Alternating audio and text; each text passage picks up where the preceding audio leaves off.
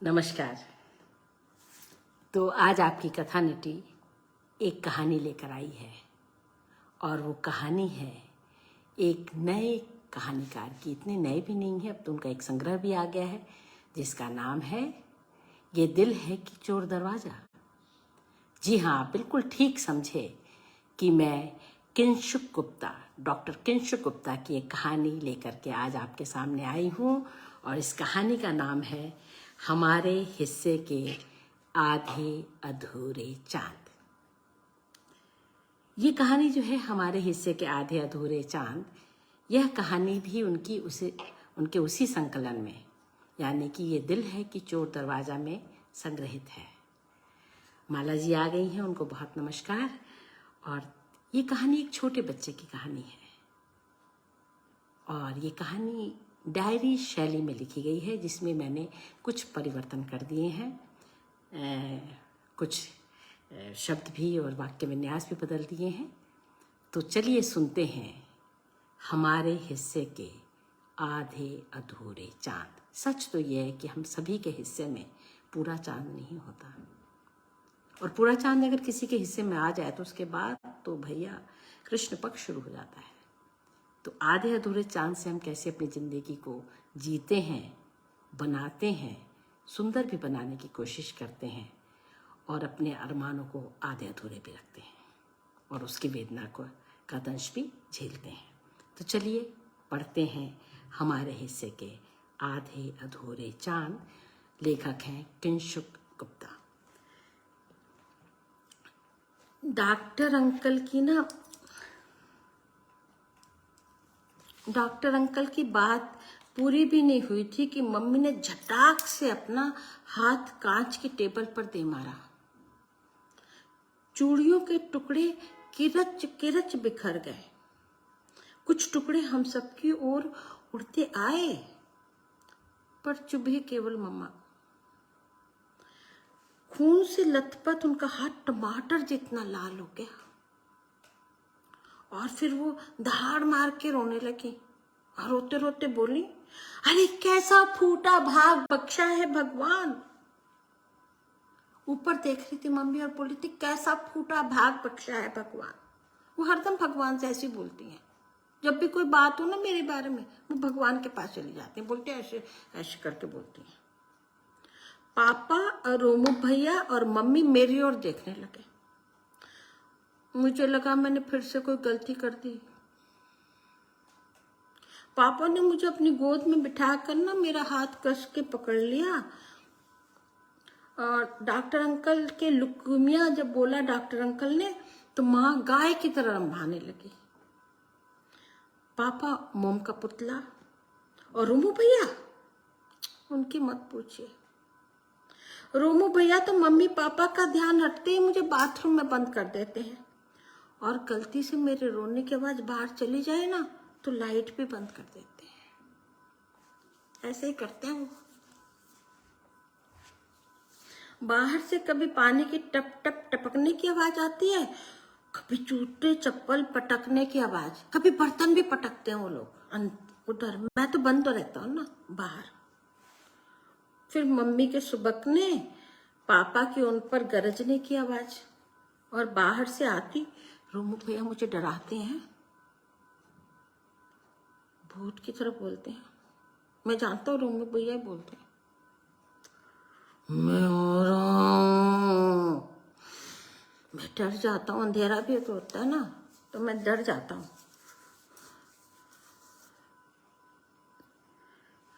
जब कभी डॉक्टर बोलते हैं ना लुकीमिया, बस यही होता घर में। मैं कितनी बार पूछता हूँ सबसे कि क्या होता है, पर कोई मुझे बताता ही नहीं। भूत क्यों नहीं आता? अम्मा अम्मा प्लीज एक बार बता दो भूत तक पहुंचने का रास्ता। मैं चुपचाप रोमू भैया की साइकिल लेकर दोपहर को उनके पास चला जाऊंगा, भूत के पास। मैं तो खुद चाहता हूं कि कोई मुझे खा जाए। अम्मा, क्या भूत भी सिर्फ सुंदर बच्चों को ही खाता है? मुझे नहीं खाएगा? बस रास्ता बता दो तुम, मैं बोलूंगा मुझे भी खा ले दो।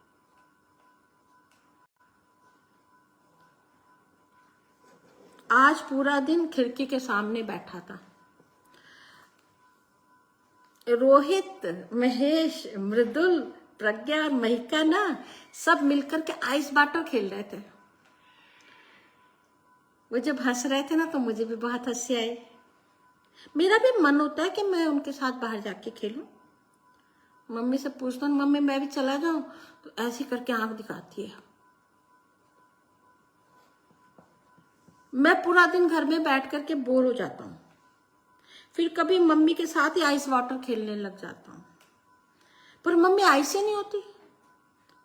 तंग मत किया कर, ऐसा बोल करके ना रसोई में चली जाती है। शायद मम्मी को आइस का मतलब ही नहीं मालूम। अगली बार मैं उन्हें बर्फ बोल करके खेलूंगा। रोमू भैया का तो जब मन करता है काला चश्मा पहने एक्टिवा पर निकल पड़ते हैं, वो भी बिना हेलमेट के। मैं उन्हें याद दिलाने की कोशिश भी करता हूं, पर इंजन की गड़गड़ाहट में मेरी आवाजें दब जाती है, उन तक पहुंचती नहीं। जैसे उस दिन वो 10-10 चिल्लाने वाला बच्चा ना, वो दब गया था 2 गाड़ियों के बीच पिच। गांधी मार्केट जाने के लिए जब भी मैं और मम्मी शंकर रोड से निकलते, वो लड़का 10-10-10 चिल्ला रहा होता, जैसे वही उसका नाम हो 10-10-10। सभी उसको ऐसे बोलते थे, तो ओ 10-10-10। धूल से भरी कमीज, हल्दी के दाग, या वो ऐसे फटी रहती थी उसकी कमीज, जैसे वो आइस हो और सारी दुनिया वाटर। हम चींटियों की तरह आड़ी तिरछी लाइन बनाते रेड लाइट पर गाड़ियों के बीच से निकल रहे थे। 10-10-10 एक लाल ऑल्टो की खिड़की से अपना हाथ अंदर बढ़ाकर हाथी वाले चाबी के छल्ले बेच रहा था। तभी बत्ती हरी हो गई, सच्ची, और आल्टो के 100 रुपए उसके हाथ में ही रह गए, 10-10 के हाथ में। तब वो चेंज चिल्लाता हुआ भागा और ट्रक के नीचे आ गया। मुझे लगा था कार्टून की तरह पिच से खून निकलेगा, बड़ी जोर की एक आवाज भी होगी, ढम। उन चीटों से सबकी सफेद कमीज लाल हो जाएगी, बिल्कुल वैसे जैसे मम्मी के सीरियल में होता है। पर वैसा कुछ भी नहीं हुआ। मैं उसके पास जाने लगा तो मम्मी ने मेरा हाथ ऐसे पकड़ लिया जैसे तब पकड़ती है जब मैं टॉमी को तंग कर रहा होता हूँ, एकदम सख्त। उन्होंने कहा, सामने देख के चला करो, चलो। मैं पीछे मुड़कर देखता रहा था, पर वहां कोई रुका ही नहीं। मक्खियां थी, और जैसे 10-10-10 कोई चींटी हो, नहीं उससे भी कुछ छोटी शायद, क्योंकि मुझे तो फर्श पर चींटी दिखती है। यह सबकी आंखें एक साथ खराब हो गई। मम्मी मुझे घसीट के वहां से ले गई थी। मैंने पूछा, 10-10-10 को बहुत दर्द तो नहीं हो रहा होगा? वो फिर चिल्ला क्यों नहीं रहा अगर दर्द हो रहा है तो? क्या वो इतना ब्रेव बॉय है? मुझे तो जरा सी चोट लगती है तो मैं रोने लगता हूँ। और फिर मम्मी ने ना मुझे 2 आइसक्रीम चॉकलेट वाले दिला दिए, उसके कोन, और मैं खाने लगा। मैं भूल भी गया 10-10-10 को, आज मुझे याद आ रहा है। फिर मैंने लिखा ना भी, पता नहीं क्या हुआ, चींटी की तरफ पिस गया वो। पता है, इंग्लिश वाली मोनिका मैम मुझे बहुत अच्छी लगती है। वो मुझे बाकी बच्चों की तरह ही ट्रीट करती है, बहुत प्यार करती है। गलती करता हूँ तो डांट भी देती है। बाकी सब मैम तो मैं जब शरारत करता हूँ ना तो कहती हैं कोई बात नहीं बेचारा, और छोड़ देती हैं जैसे कि मैं क्लास में हुई नहीं। अम्मा है ना, अम्मा, मम्मा नहीं, अम्मा। अम्मा पूरे दिन मेरे साथ रहती है। हर रोज फूल वाली लाल साड़ी पहने अम्मा सुबह सुबह यहाँ जाती है। माथे पर एक बड़ी सी गोल बिंदी लगाती है और बालों के बीच लाल रंग का एक लकीर लगा लेती है। उसे क्या कहते हैं, मैंने अम्मा से पूछा भी था, मम्मा ने अम्मा से, उसने बताया था सिंदूर। सिंदूर। पता है, अम्मा हर बात पे हे राम कहती रहती है, और मुझसे कहती है, सुआ, अगर हर रात 1 घंटा भगवान के सामने हाथ जोड़कर प्रार्थना करोगे ना तो तुम देख लेना एकदम ठीक हो जाओगे। वो मुझे सुआ कहती है। एक दिन मैंने पूछा सुआ मतलब क्या होता है, तो बोलते तोता। मैं तोता हूँ क्या? आज तो मैंने हरी शर्ट पहन रखी है, फिर भी तोता हूँ क्या? मैंने फिर उससे पूछा, अम्मा मंदिर में तो शिव जी भी हैं, दुर्गा जी भी है, किसके सामने हाथ जोड़ूं? शिव जी के सामने, वो त्रिदेव में से एक है और मृत्यु के भगवान भी हैं। त्रिदेव मतलब ब्रह्मा, विष्णु जी और शिव जी, यही तीनों तो इस संसार को चला रहे हैं। दुर्गा माता नहीं चलाती संसार को, वो शिव जी के साथ मिलकर चलाती हैं। तब उनका नाम त्रिदेव में क्यों नहीं अम्मा?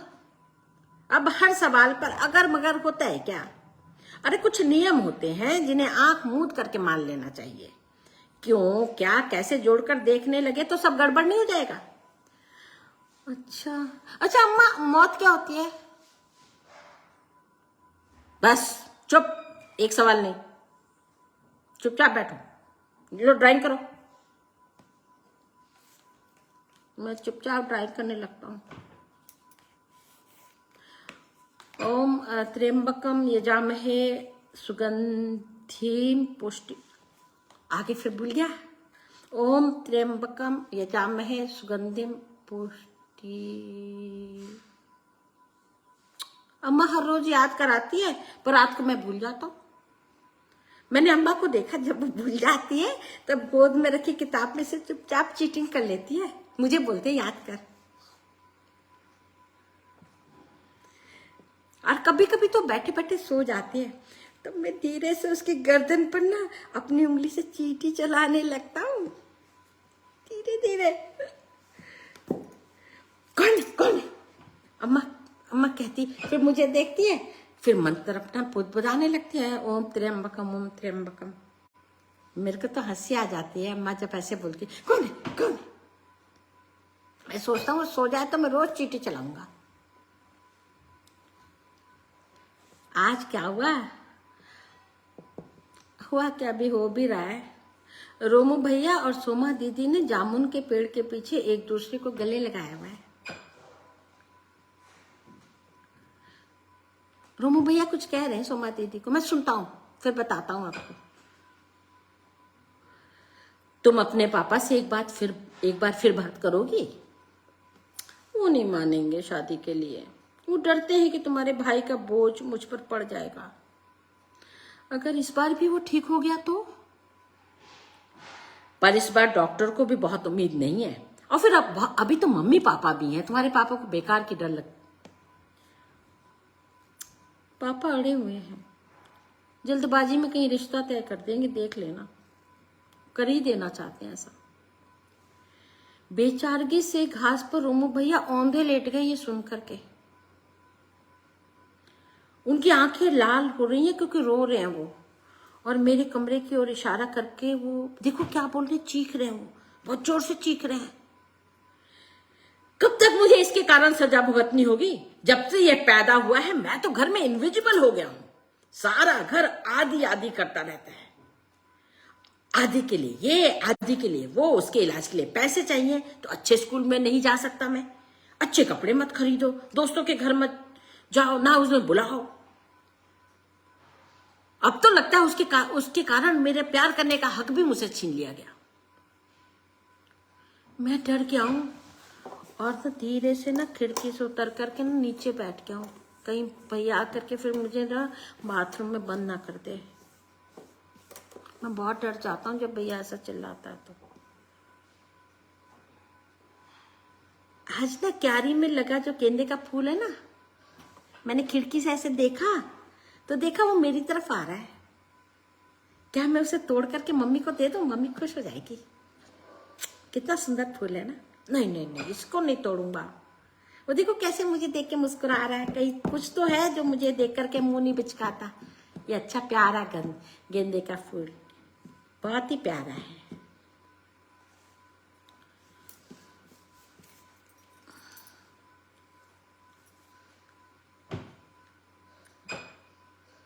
रोमू भैया ने ना नहाने के लिए 4 दिन बाद पूछा मुझसे, नहाएगा तू? मैं दौड़ के उनके पास गया और मेरे छूने भर से ना वो दूर हट गए।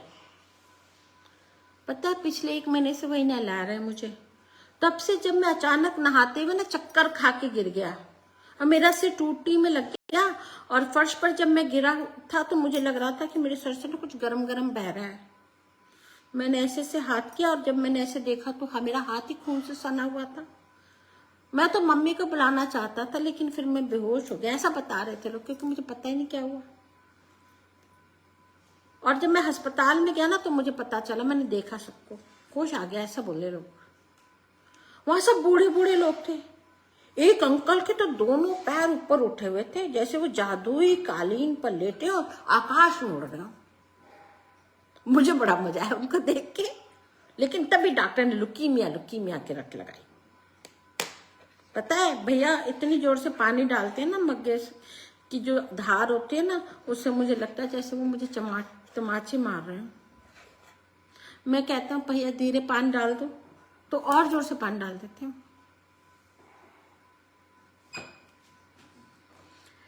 आज शाम को जब अम्मा आई तो रोज की तरह संतरे की गोली भी लेकर आई, खट्टी मिट्टी।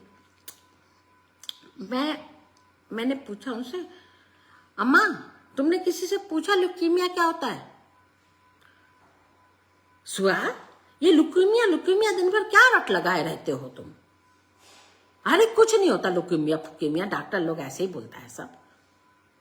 लेकिन मुझे बहुत मजा आता है, देखो कितना अच्छा लगता है। लुकीमिया, मैं तो गा भी सकता हूँ। लुकीमिया लुकीमिया लुकीमिया, मजा आता है मुझे लुकीमिया बोलने में। अम्मा तो डांटती रहती जब मैं बोलता हूँ, फिर मुझे कुछ ना कुछ दे देती है, कुछ खाने को देगी या कहानी सुनाने लगती है, ऐसी करती है वो, बस पूछती भी नहीं किसी से जाके। आज रात को एक सपना देखा था, उसमें मैं डॉक्टर हूँ, सफेद कोट पहन रखा था मैंने, और गले में वो क्या लगाए रहते हैं, स्थैते पता नहीं क्या का, जो भी होता है वो जो लटकता रहता है। और मैं जिस भी मरीज को छू देता था ना वो ठीक हो जाता था। अब मैंने सोच लिया कि मैं बड़े होकर डॉक्टर ही बनूंगा, पर पापा की तरह सुंदर कविताएं भी तो लिखनी है, और मम्मी की तरह रुमाल पर रंग बिरंगे फूल भी बनाने हैं। पर मेरी तो ड्राइंग भी अच्छी है, मोहिनी मैम कितने सारे गुड और वेरी गुड देती रहती हैं। क्या करूँ, एक कौन सा करूँ, डॉक्टर बनूं, ड्राइंग करूं या कविता लिखूं? चलो मैं सब कुछ करूंगा, मैं डॉक्टर भी बनूंगा, कविता भी लिखूंगा, ड्राइंग भी करूंगा और फूल भी काटूंगा। पापा ने ना मुझे ये वाली डायरी दी है, अच्छी सी है, देखो कितनी प्यारी है। और इसके ना पहले पेज पर उन्होंने लिखा भी है, मैं पढ़ के बताता हूँ आपको। खम ठोक ठेलता है जब नर, पर्वत के जाते पांव उखड़, मानव जब जोर लगाता है पत्थर पानी बन जाता है। शाम को जब खिड़की से आती धूप से बहुत सारे चौकोर बन रहे थे ना ऐसे ऐसे, पापा मेरे पास आकर देर तक बैठे। उन्होंने मुझे उस तरफ बिठाया जहां से धूप मेरे हिस्से के आधे हिस्से पे पड़ती रहे। उन्होंने एक कविता पढ़ के सुनाई, दोहराई, उनकी आवाज में जादू है, आप भी सुनो। खम ठोक ठेलता है जब नर, पर्वत के जाते पांव उखड़, मानव जब जोर लगाता है पत्थर पानी बन जाता है। वो सुनाते रहे ना, मैं सुनता रहा, उनकी आवाज में जादू है, मैंने बताया। फिर अचानक से सूरज ही ढल गया और मेरा आधा शरीर ही गायब हो गया। फिर पापा ने मेरे सर पर हाथ रखा और पता क्या कहा, अभी तुम्हें बहुत लड़ना है मेरे बच्चे। मैंने पूछा किससे लड़ना है पापा, किससे लड़ूं? अस्पताल से रिपोर्ट आई है। कौन सी रिपोर्ट? क्या उस लुकीमिया के बारे में फिर कुछ आया है? मैं अपने कमरे से चुपचाप सुनता हूँ, पापा मेरा नाम ले रहे हैं, आदि आदि कर रहे हैं। क्या कह रहे हैं? रोमित का मैरो मैच हो गया है। ये मैरो क्या होता है? रोमू भैया ने सामने रखी पापा की कांच की ट्रॉफी जमीन पर दे मारी। मैं जल्दी से बिस्तर के नीचे घुस जाता हूँ, कहीं रोमू भैया फिर मुझे बाथरूम में बंद ना करते। जब गुस्सा होता तो मुझे बहुत डर लगता है। आकाश में एक ढपली बज रही है और छम छम छम छम छम छम छम छम पानी बारिश। मजा आ गया। आलू की पकौड़ी खाऊंगा। मम्मा अम्मा बना दो ना, आलू की पकौड़ी खाऊंगा। मैं तो अम्मा के गाल खींच के बोलता प्लीज प्लीज बना दो। अम्मा बनाने लगती है। अम्मा ने अपने हाथ बेसन में सान लिए। मैं तो चुपचाप से उंगली से लेकर के बेसन उसके मुंह पे लगा देता हूँ। वो मुझे ऐसे करके देखती है तो मैं वहां से भाग जाता हूँ। पकड़ के तो दिखाओ अम्मा, पकड़ के दिखाओ। अब मैं तुम्हारे लिए स्वाद पकौड़ी बनाऊं कि तुम्हें पकड़ूं? पहले पकौड़ी खा लो फिर खेलेंगे। फिर वो पकौड़ी की प्लेट पे लाती है। एक दिन पता है मम्मी बोल रही थी कि अम्मा की जो नाक है ना पकौड़ी की तरह है। मुझे ये बात याद आ गई। मैंने कहा कि अम्मा यहाँ भी तो एक पकौड़ी है, मैं पहले इसे खाऊंगा। अम्मा हंसने लगी। उसको गुस्सा भी नहीं आया। मम्मा होती ना तो उनको गुस्सा आ जाता, एक थप्पड़ पड़ जाता मुझ पे। अरे मम्मी बगीचे में बैठी है लेकिन गर्दन तो झुकी हुई है उसकी और पसीने से तर है वो। बाल उसके सारे चेहरे पर ऐसे ऐसे फैले हुए। पड़ोस की रमा आंटी से बात कर रही है। मैं सुनता हूँ क्या कहती है वो। या तो ये बिल्कुल ठीक हो जाए या हमारी इससे मुक्ति हो जाए। मैं बहुत थक गई हूँ अब तो, सारी जिंदगी इसी में गुजर गई। मैं उदास हो जाता हूँ। अम्मा रो रही है ना मम्मा मेरी। रोमित पराशर की चिट्ठी। दरवाजे से आवाज आती है। कहीं ये भी तो मैरो से जुड़ा नहीं है, लुकीमिया से। कहीं फिर तो रोमू भैया गुस्सा होकर चीजें तोड़ने फोड़ने नहीं लगेंगे जैसे उस दिन पापा की ट्रॉफी फेंक दी थी। लो ये तो खोल करके कूद रहे हैं चिल्ला चिल्ला कर सबको बता रहे हैं हार्वर्ड में मुझे एडमिशन हो गया है। मम्मी के चेहरे पर गेंदे जैसी मुस्कान है, वैसे जैसे खिले हुआ था ना गेंदा मेरी खिड़की के बाहर, वैसी वाली। आज मम्मी ने पीले रंग की शर्ट भी पहन रखी है ना। ऐसी मैंने मुस्कान मम्मी के चेहरे पर कभी देखी नहीं। मैं कमरे से बाहर निकलने लगता हूँ तो फिर ठिठक जाता हूँ, मुझे डर लग जाता है। मम्मी और वो, फिर मैंने ऐसे करके चुप करके ना पर्दे के पीछे से देख लेता हूँ। मम्मी और वो चिट्ठी आगे पढ़ते हैं और भैया ना रोम भैया धम से बिस्तर पर बैठ जाता है। मम्मी सिर्फ 25% स्कॉलरशिप मिली है। ये बात उनके मुंह से ऐसे निकलती है जैसे फेल होने पर नोबिता है ना मेरी क्लास वाला, वैसे बोलता है। इस बार भी ना ग्रेड अच्छे नहीं आए, फेल हो गया मैं। भैया भी ऐसे ही बोल रहे 25% स्कॉलरशिप मिली। जाने क्या होता है स्कॉलरशिप, यही लोग जानते होंगे बड़े लोग। पापा रविवार का अखबार दिखा रहे हैं, उसमें उनकी पहली कविता छपी है। उनकी आंखें बिल्कुल वैसी चमक रही है जैसे मेरी अंगूठी। मम्मी ने कुछ दिन पहले ना भभूत वाले बाबा के पास से ला करके दी थी। धूप में ना चमचमाने लगती है। वो रसोई में खड़े होकर के माँ को कविता सुना रहे हैं। पापा की आवाज में अलग जादू है। उनकी आंखों से अचानक ही आंसू भी टपकने लगते हैं। पापा क्यों रो रहे हैं? तुम्हारे होने का एहसास, जैसे कि वो आगे सुनाने को होते हैं तो माँ उन्हें रोक देती है। तुमने बिजली का बिल भर दिया क्या? पापा का चेहरा ही लाल हो गया है। वो बीच में से अखबार फाड़ करके चले जाते हैं। पिछली रात मम्मी पापा और रोमू भैया ने एक दूसरे पर जोर से चिल्लाते रहे। मैं थोड़ा बड़ा होता ना तो मुझे उनकी सारी बात समझ में आ जाती। सुबह से घर में खाना भी नहीं बना तो अम्मा ने थोड़ा सा खिला दिया मुझको, और फिर सुबह फिर से लड़ाई हुई। रात को तो हुई भी थी, दोबारा से हो गई। मैंने आज उनकी बात बड़ी ध्यान से सुनी। अब मैं बड़ा हो रहा हूँ ना धीरे धीरे। पापा कह रहे थे आदि का इलाज कराना इस समय सबसे ज्यादा जरूरी काम है। और मम्मी ने कहा, तुम्हें याद नहीं डॉक्टर की बात? मेहरू के बाद भी बचने के चांसेस बहुत कम हैं। उसे बचाकर हम करेंगे भी क्या? कैसी बात करती हो? हम उम्मीद कैसे छोड़ सकते हैं? मेरे लिए दोनों बच्चे बराबर हैं। ये नारेबाजी तब करते जब जेब में दोनों लायक पैसे होते। ओह, पापा ने दरवाजा ना भाड़ से बंद कर दिया और चले गए। मम्मी घूर करके मेरे कमरे की ओर देख रही है और मैं पर्दे के पीछे छिपा हुआ हूं। मैंने अपने जूते भी छिपा लिए। इसका इलाज इतना जरूरी है तो किसी से रुपए उधार क्यों नहीं ले लेते? रूमू भैया रो रहे हैं। मम्मी उन्हें प्यार कर रही है, पुचकार रही है, उनके सिर पर हाथ भी फेर रही है। फिर मम्मी पता क्या कह रही है? सिर्फ एक तरीका है, तुम मैरो डोनेट करने से मना कर दो। पर अगर उसे कुछ हो गया तो फिर कौन जिम्मेदार होगा? रूमू भैया और जोर से रोने लगे। बेटा, अब दोनों चीजें तो पॉसिबल नहीं, थोड़े प्रैक्टिकल बनो, तुम पढ़ने चले जाओ। क्या वो मेरे बारे में बात कर रहे हैं या मेरे नाम के किसी और लड़के के बारे में?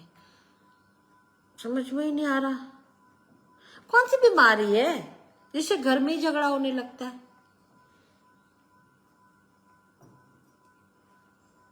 रूमू भैया अगर घर पर हो ना तो वही टीवी देखते हैं और मेरा डोरमान जो फटाक से बदल देते। ये सब बेकार की बातें हैं, निरी कल्पना। अपने आसपास की दीन दुनिया की खबर रखना इससे ज्यादा जरूरी है। छोड़ो इसको। अब ये जरूरी तो नहीं कि उनकी जो जरूरी है वो मेरी भी जरूरी हो। मैं उनसे पूछने को होता तब तक वो न्यूज चैनल चला देते। वहां लाल लिपस्टिक वाली गोरी मेम कुछ कुछ बोलती रहती है। अक्सर तो मैं भाग जाता हूँ, पर कई बार रूमू भैया ना कस के मुझे दबोच ले लेते हैं, तब सारा की सारी बातें सुननी पड़ती है मुझको। बॉलीवुड अभिनेत्री सुकन्या महाजन के लव ट्रक के सेट पर सुकेतु महाजन से लड़े नयन। रात के अंधेरे में पत्नी ने पति की प्रेमिका का गला दाब दिया। गिर के जंगलों में एक मादा हाथी ने दिया 4 बच्चों को जन्म। गुजरात के मुख्यमंत्री ने नए रिकॉर्ड पर जताई खुशी। इसी तरह की खबरें होती हैं, मुझे तो समझ ही नहीं आता। आज रोमो और आदि गेंद की तरह मम्मी पापा की जीभों पर फिर से उछलते रहे कि आदि रोमी, रोमी आदि, आदि रोमी।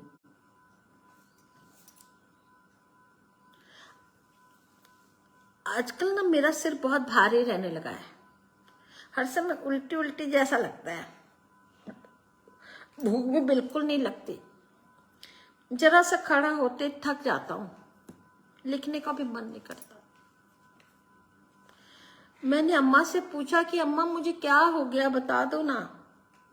ये लुकीमिया लुकीमिया क्या कहता है डॉक्टर? अम्मा ने मुझे कस करके गले लगाया। अब पता क्या बोली? तू थोड़े दिनों में इससे बेहतर दुनिया में जाने वाला है सुहा। वहां तुझे बहुत अच्छे माँ बाप मिलेंगे। मुझे अच्छा नहीं लगा जब उन्होंने माँ बाप कहते हुए मुंह भी बिचका दिया था। माँ बाप मिलेंगे। मैंने उनकी पकड़ से अपने को अलग किया और दोनों हाथ कमर पर रखकर तन के कहा, मेरे मम्मी पापा सबसे अच्छे हैं, सबसे अच्छे मेरे मम्मी पापा हैं, हैं। अब तो दर्द के इंजेक्शन के बिना एक दिन भी नहीं रहा जा सकता। दिन तो छोड़ो, 1 मिनट भी मुश्किल है। असर खत्म होते ही मैं पैर पटकने लगता हूँ। बिस्तर पर ही पड़ा रहता हूँ। सूसू पॉटी खाना सब बिस्तर पर। तो मम्मी कहती है कि मेरे कमरे में ना एक बदबू बस गई है, उसे उन्हें उपकाई आती है। अम्मा के अलावा कोई मेरे नजदीक ही नहीं आता। बस अम्मा मेरे पास बैठती है, वही सब काम करती है, बाकी सब दूर खड़े होकर देखते हैं। पेंसिल पकड़ते हुए इतना दर्द हुआ मानो हड्डियां चूर चूर हो गई। लगता है जैसे कोई स्ट्रॉ से मेरी जान खींच रहा है। याद है ना वही वाला एड, वैसे ही ऐड ग्लूकोन डी का, जिसमें ऐसे करके सूरज सब खींच लेता था। लेकिन आज तो लिखना बहुत जरूरी है। पता है हमारे रोमू भैया ना अमेरिका में किसी बहुत बड़ी जगह पढ़ने जा रहे हैं। बहुत दिनों बाद मैंने उन्हें देखा। वे ना मुझे देर तक गले लगाए रहे और रोते भी रहे। अब गले लगाए तो हंसे ना खेले हम लोग। फिर मैंने कहा ऑल द बेस्ट भैया। वैसे अमेरिका जा रहे हैं तो मुझे भी दुख हो रहा है। वो चले गए, लेकिन ना थोड़ी देर में फिर से लौट आए और उनके पीछे पीछे मम्मी पापा भी, तीनों आ गए मेरे पास। उन्होंने तीनों ने मिलकर के मुझे गले लगा लिया। मैंने भी हाथ से उनको ऐसे कर लिया और ना हम सब लोग ना रोने लगे और बड़ी देर तक ना हम लोग ऐसे ही रोते रहे, पकड़ पकड़ के एक दूसरे को। देखो मेरे आंसू आ रहे हैं। अम्मा भी रो रही है वहां पर खड़ी होकर के, सब रो रहे हैं।